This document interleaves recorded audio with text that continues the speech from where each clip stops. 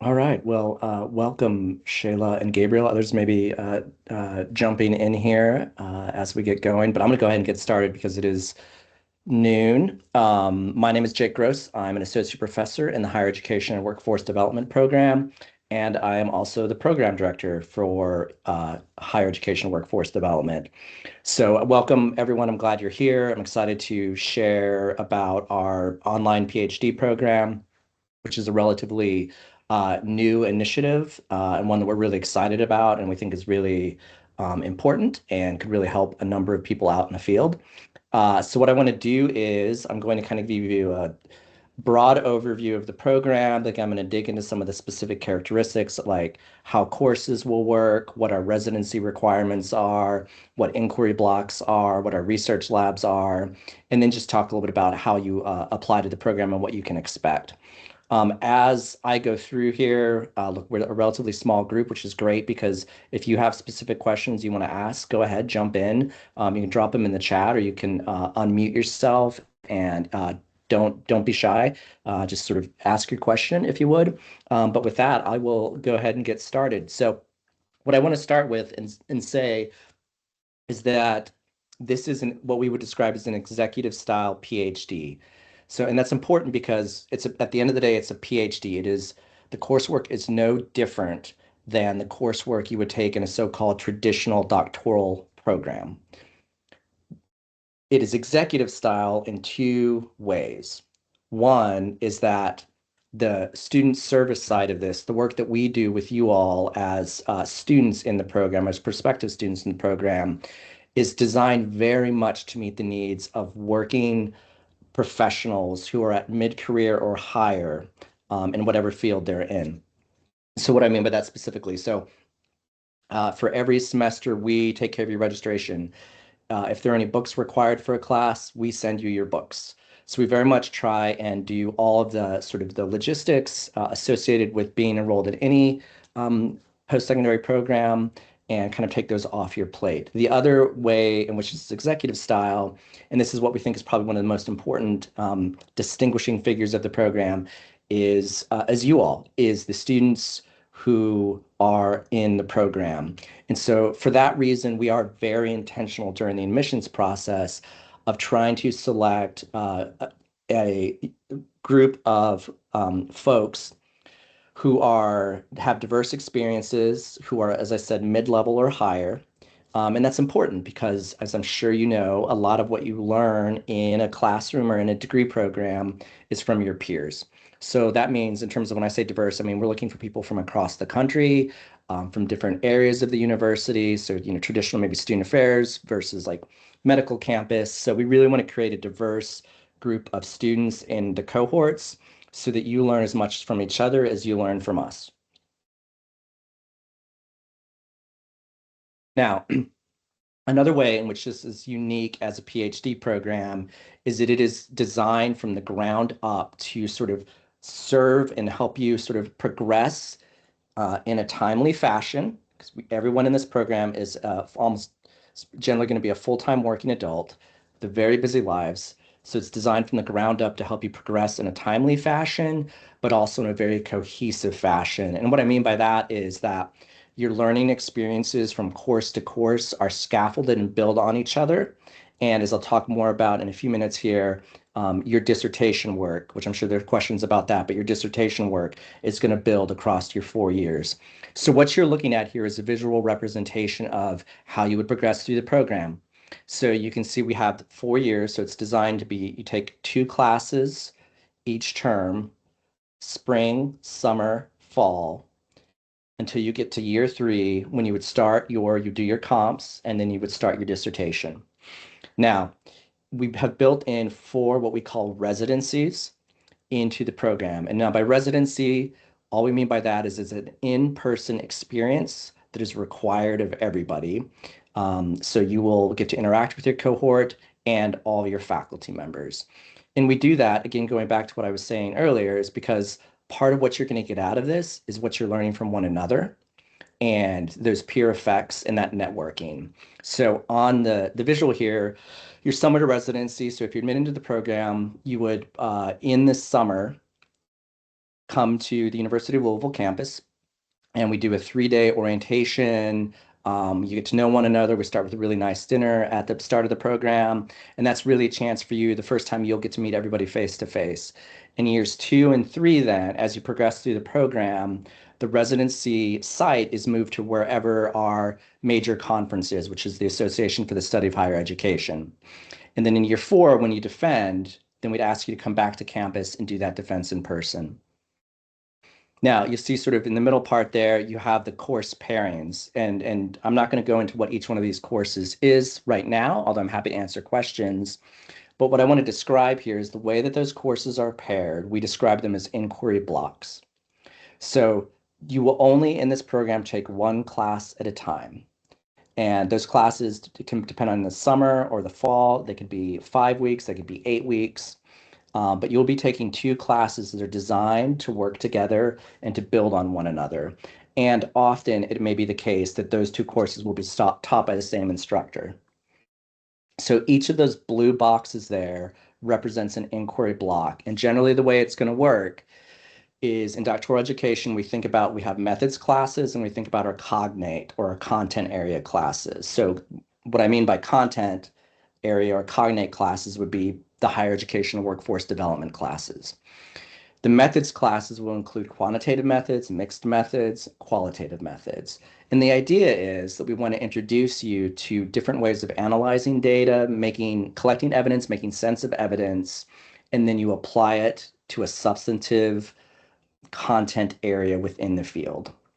So that's kind of the third part in terms of how this program works. Now, that bottom arrow there is an important part of how we conceptualize our support of you and your development from novice, perhaps, or developing researchers and scholars to truly independent scholars, which would then coincide with when you're doing your dissertation. That's where you're doing your piece of independent research work. So that other part there is what we call the research lab, which I'm going to talk more about. But the way that will work is if you're admitted into the program, you will be matched with one of the 4 research labs, which are run by our 4 primary faculty, who I'll briefly introduce here. And that would serve as your advising home primarily. And then also you would be essentially apprenticing with that faculty member and with that team of other students to begin to sort of do some work that the faculty member already has underway, and then sort of progressing to maybe initiating your own projects. And your lab assignments or your lab matching will ideally be matched with your own areas of interest and research interest. So that's a visual overview of how this whole program works from year 1 to year 4. And it truly is designed as a cohort model. So the idea is everybody moves through the same classes at the same pace. Now, it's a 60 credit hour program, which is standard for a doctoral program. So that's 60 credit hours beyond the master's, to be clear. 48 of those credit hours are in your courses, and then 12 are the dissertation credits. So in that prior slide, that was sort of that red block of credits. As I said, it's 1 course at a time, 3 semesters a year. By the end of your first block, your inquiry block, you'll be human subject certified, which, as you'll come to learn, is important to be able to do research. But then also the way we've structured this program is, so you're gonna start to get what you need in terms of foundations in place to be able to do research. But from day 1, you're gonna start building material, content, questions that's going to help you in your dissertation. So we encourage you not to think of the dissertation as something that just comes at the end, but it's something that you're putting all the foundations in place for as you go through the program.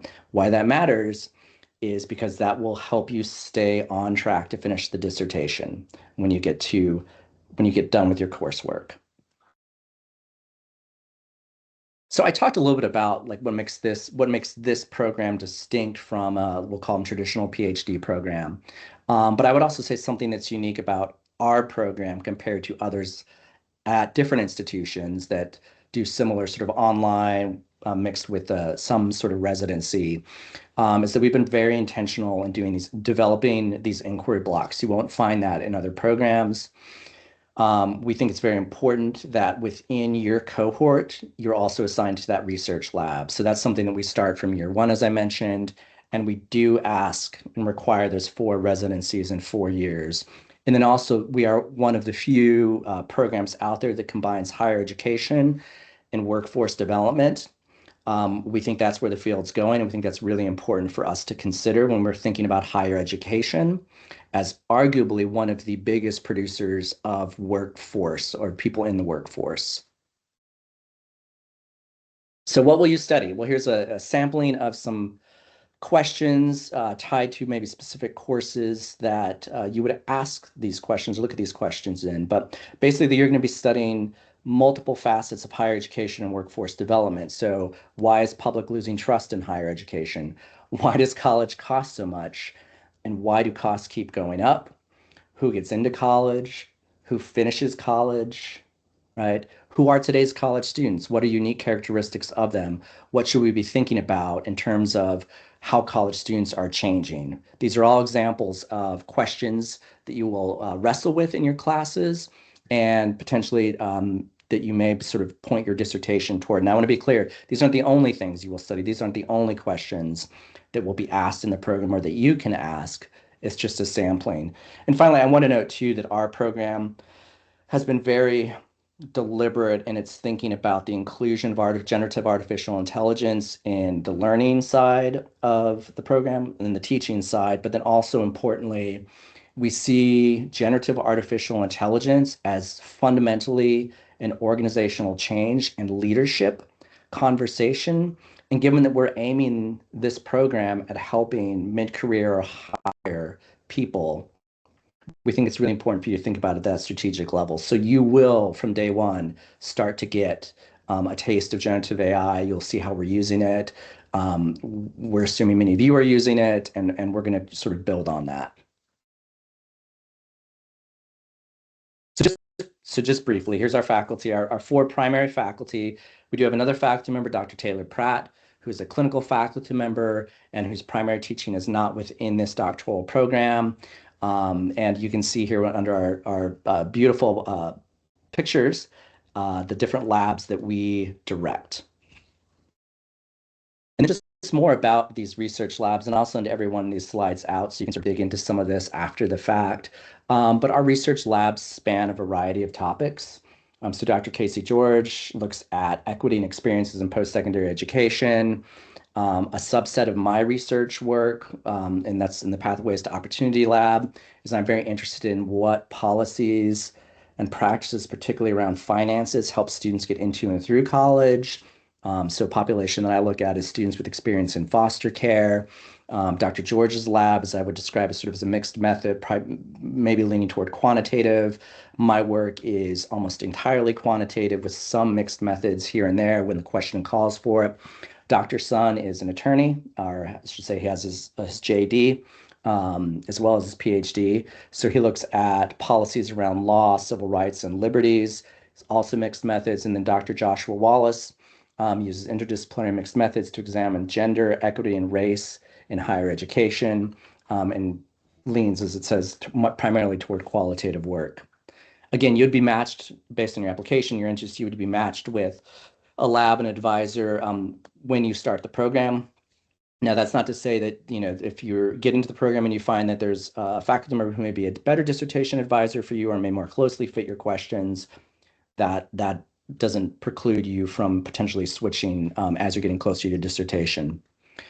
So just starting to sort of wrap up here, and I'm happy to take whatever questions folks have. So, I started out by talking about how this is an executive style program, and that means, I think, 2 things for us, at least, in terms of how we structure every single course. One is you have to have flexibility. You have busy lives, full-time careers. So part of that flexibility is in the online format, the asynchronous format. But also we think it's important to have structure and routine that you can predict. So almost every week, most of what you're going to be doing is going to be an asynchronous module that you can do. You can do the work at any time. And when you get into a course, all of the modules for the course will be open. So if you know that you've got a family vacation or you've got a really busy time at work, you could work ahead or you could plan ahead for that. the live sessions in every single class, and there will be a live session. Now, when I say live, I mean online, where everybody will log in at the same time, are going to be in weeks 3 and 6 of each of your 8-week courses. So it'll be 2 times per course. You'll have a live synchronous session, and those will always be 6 to 7:30 Eastern time. So hopefully allows you to, those of you that get off at 5 or need to get home, some time to get home, and also would account for not making our West Coast people meet too early. Every class, if there's an assignment due, it's going to be due on Monday at 8 a.m. So it stays predictable, so you can know from year 1 to year 3, as you're finishing up your coursework, that if something's due, it's going to be due on Monday.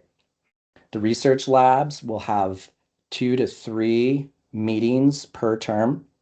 And by meetings, it could be an hour, it could be a couple hours. That may vary depending on your lab advisor, but those will be during intersession or between terms and during residence week. We very intentionally did not want to schedule those on top of your coursework.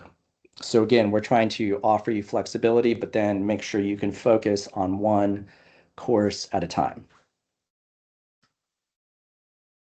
Now, I had these numbers in that program overview slide. Here are some titles given to the program numbers, but you would start out with a doctoral seminar, which is going to sort of introduce you to generally what doctoral studies are and to research at that deeper level that we would expect of doc students. And what I mean by that, you're going to be studying things like epistemology, which is how do we know what we know, ontology, why do we believe what we believe, and you're going to be talking about what research and evidence is in those courses, and that will be paired with, again, these are inquiry blocks, that will be paired with a class that really sort of digs into how higher education and workforce development work from a theoretical and administrative perspective. So here's the kind of the layout of what the schedule of courses will look like. Again, you'll be bulk registered for those. If you like choice, sorry, there's not any choice in this program. It's really, again, as I said, designed to move you through a lockstep set of classes. Now, where you do have choice, of course, is in the heart of what you're going to study, which is really what doctoral education is about. We expect for anybody who applies to the program that you would have some, even if they're very general, but you'd have some research interest already in mind. And inevitably, you will refine those. They may change completely, develop as you go through the program. But part of a doctoral program and doctoral education is you've got some area that you really want to dig into more from a research perspective. So to begin to wrap up here, what will you produce? So as I said before, sort of everything is going to build on itself throughout the program. So in year 1, you're going to have your human subject certification, which is what you would need to do your dissertation, and you will have a good start on your literature review, which will become an important part of your dissertation at the end. In year 2, you'll have methods products, so a data analysis memo, have some practice writing up qualitative results. And in year 2, in your lab, you will be asked to co-author a conference proposal with your lab and with your advisor. And so that would be a chance for you to do some hands-on apprenticeship doing research. In year 3, we will expect folks to have a lead authored ASH proposal. It doesn't mean you're going to be doing it on your own. You'll have the support of your faculty member, your lab, your colleagues. But as lead author, that generally means you're taking sort of the intellectual leadership on a product. All of that, and that proposal in particular, should be feeding into your comprehensive exam, so that when you take your comprehensive exam, which is, if you're asking what that is, so when you get to the end of your coursework, the way we structure it is that your comprehensive exam is you are going to write up a research proposal. And the way that will work is generally there are 3 sections in the research proposal. Your question and why it matters, what the literature says about that question, and then how you might methodologically answer that question. That's your comprehensive exam. So you're building toward that with your ASH proposal so that when you are in that point at the end of year 3, you should be able to move into your dissertation proposal relatively quickly. And then year 4, you'd have the defended dissertation. I talked briefly about these residencies before. I'm not going to spend too much time on these. First one's in Louisville, then the next two are at the ASH conferences, and then your dissertation defense back on campus here at Louisville. So, how do you apply? There's a graduate application. I've got a QR code here at the end that you can use to link to that application. There's a $65 application fee. We'll need transcripts from any of your prior institutions, 2 letters of recommendation, a current resume or a CV. CV, if you're not familiar, is a curriculum vitae, which is like a resume, but more structured around sort of academic work. Your personal statement, and then I want to pause on this part here and make sure I hit this, the analysis essay. That's probably the most important part of your application because it's doing 2 things for us as we review your applications. One, it's demonstrating your writing, your thinking, your critical analysis. 2, it's signaling to us what you want to study, potentially. So in that essay, you would write about what it is you're interested in studying and why you're interested in studying in this program. And our goal is to support you. So if you have more questions about that either now or if you decide to apply about what that may look like, I'm happy to have an individual conversation with you to make that more concrete. There are optional items. We do not require the GRE. If you have any additional academic or published or creative works that you've already done, you should reach out to me because it could be that we could consider those in place of your analysis essay as long as they're sole authored. So in terms of the costs, per credit hour is $863. There's a military discount each term. So there are 3 terms a year. It's a $500 program fee, which goes toward supporting the services that I mentioned earlier for you. And then you should plan for $1,000 to $2,000 out of your pocket for travel and accommodations to either come to Louisville or to go to one of the ASH conferences. And yeah, and here's the QR code that I mentioned that will link to the website that'll have the application on it and my email here. And yeah, that I'm welcome any questions you all may have.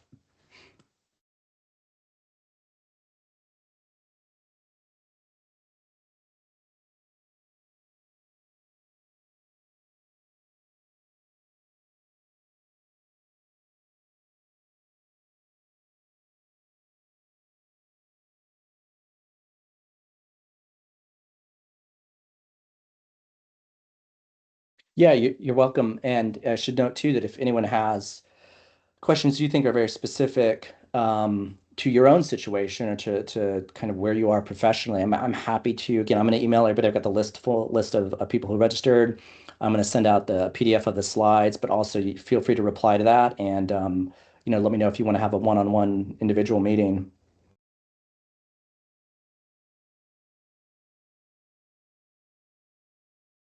Yep. All right. Well, thank you, everyone. Thank you as well. Appreciate it. Yeah, absolutely. Hello, thank you again. This is Sorry. go ahead. Go ahead. No, I was just saying thank you. I have to head out. I appreciate it. Yeah, absolutely. You're welcome. Take care. Hello, Jake. I had a question. This is Shayla Andrews. Yeah, hi, Shayla. You mentioned, I don't know if I know you said we'll get the slide. I don't know if we will get a recording of this specific information session, but they'll send it out. Oh, we do get a recording? Mm-hmm. Oh, okay. Well, that's perfect. I was going to ask about, you mentioned year 3. You said something about the comprehensive exam write-up, and you gave 3, like you can see my air quotes, 3 specific areas. And I was going to ask you to repeat the third one. Yeah, of course. So the third, so let me back out a little bit. Shayla. So a traditional dissertation is 5 chapters: your introduction, your lit review, your methods, your findings, and your discussion, which is roughly the structure that any scholarly article follows. But your dissertation is just like a really long version of that. Okay. So the third chapter in your dissertation is going to be your methods. And so the way we actually structure comps is, okay, so So when you start your dissertation, you have to write your dissertation proposal, and that's the first 3 chapters, intro, lit review, and methods.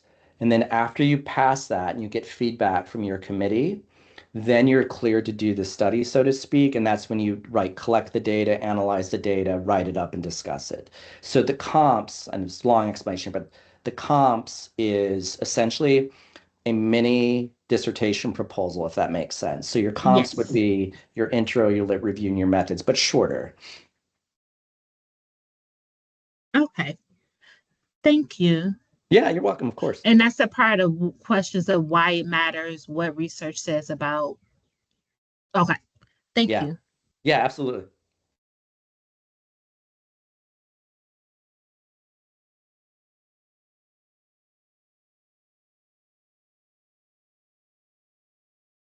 Okay. Well, you have a good day, and I look Okay. forward to getting the email from you.